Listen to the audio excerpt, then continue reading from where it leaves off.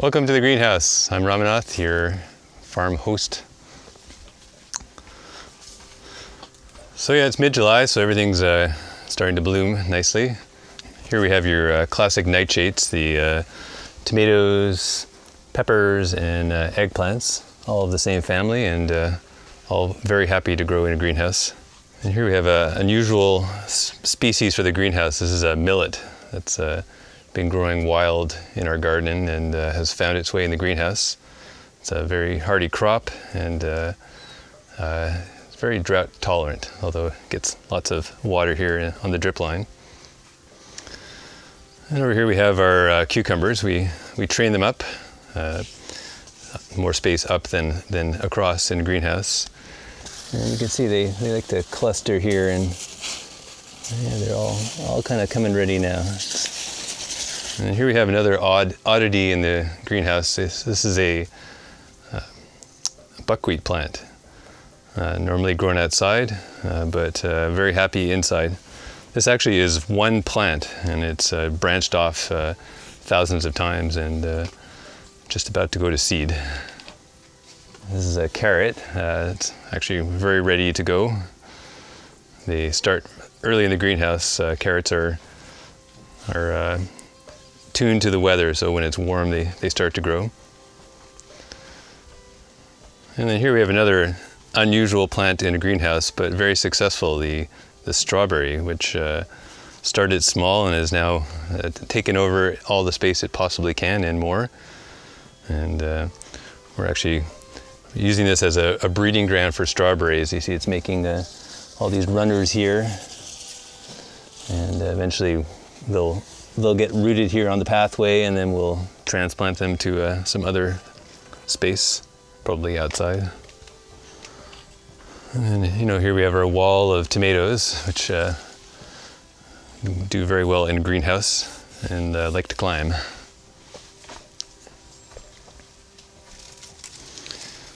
Here we have another millet just popped up here, and we'll eventually have to harvest the seed, or we'll have a few million plants growing.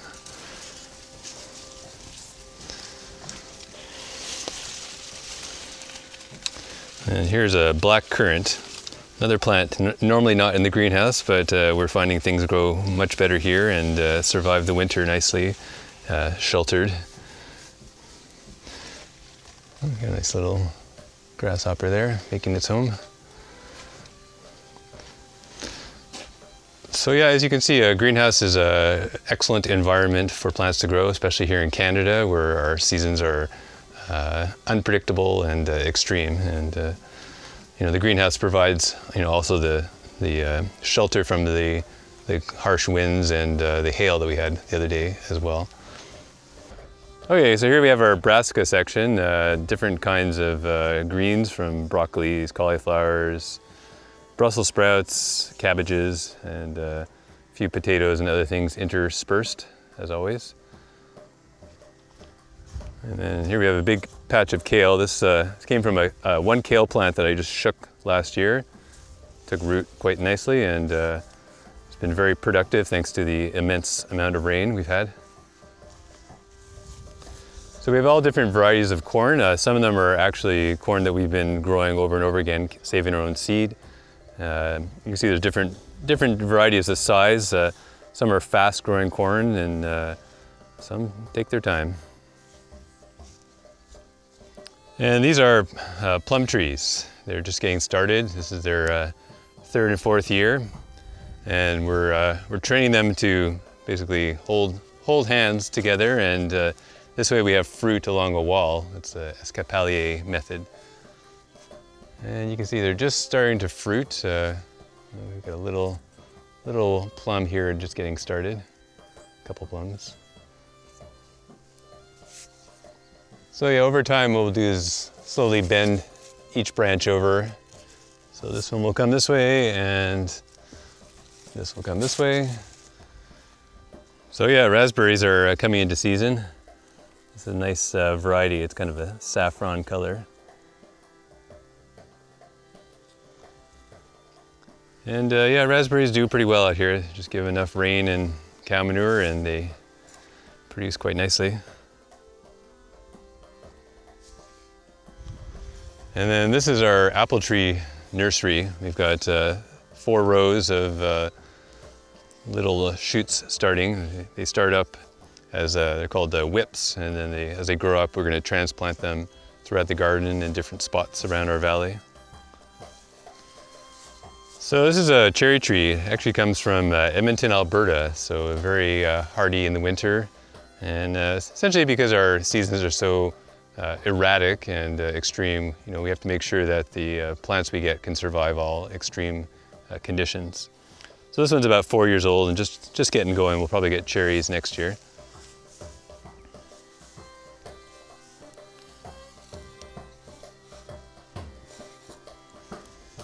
So yeah, down here in the bushes is a hazelnut tree. Not a lot of nuts grow in Canada, but the hazelnut's quite productive. These ones are just getting going, and they're pretty happy so far. And here we have another cherry tree just getting going. It's the early days, the fruitless days, but soon we'll have fruit.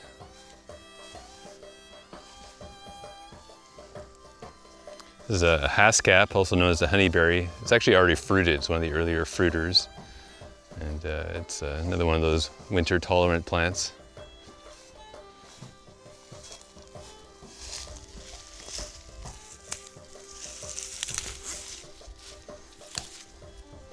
Another cherry tree. Cherry again. And then kind of interspersed among all the weeds here, we have hazelnut trees. And as you can see, we have a creek in the background here, and there's basically water running underground. So the idea of all these fruit and nut trees is we're trying to get them established so that their taproots get down into the water table. And then we don't need to irrigate, and they can drink as they wish. This is a patch of apricot trees. These apricots were grown from seed about 3 years ago, and we're gonna have to transplant them soon. They're starting to really get going. It's a black currant plant. It's been very prolific. Here, you can get around here and see, we got tons of fruit going on. And basically this one we planted close to a swale, which thanks to a very rainy spring is really filled up. And so again, the idea is to get the plants near the water source and let them drink as they need. They know what they need, and they take as they need.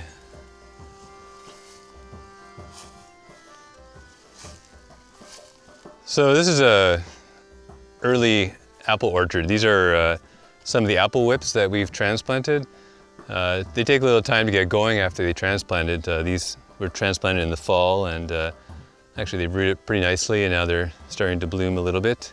And yeah, the idea is, we want to spread them out about arm's length. These are actually dwarf apples, so they're only going to be 6 or 7 feet tall. And the idea is that you just pick around, and maybe on your tippy toes, but you don't need a ladder. So this is our root crop section. The basic staples that we eat over the winter here. We've got our potatoes, and actually this is sort of a mixed bag of brassicas. And we have our beets interspersed with the usual random millets and dill. We let things grow randomly here, and especially if we eat them, they're no longer considered weeds. So this section is our melons and squashes, and we let them grow this way. We actually train all these plants to go in one direction, and they go where you put them. They're not very picky.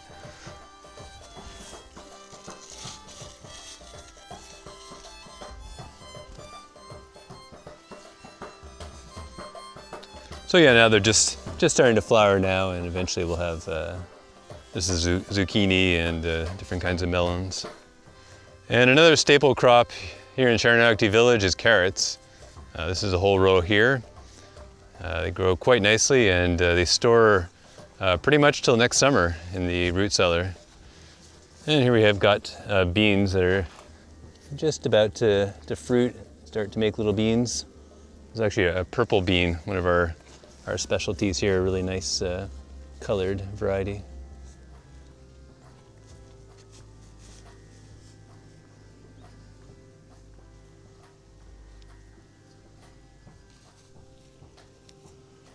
Well, that's about it. I think we've covered most of it. So yeah, come on down if you're hungry and pick yourself a handful of veggies. Hare Krishna.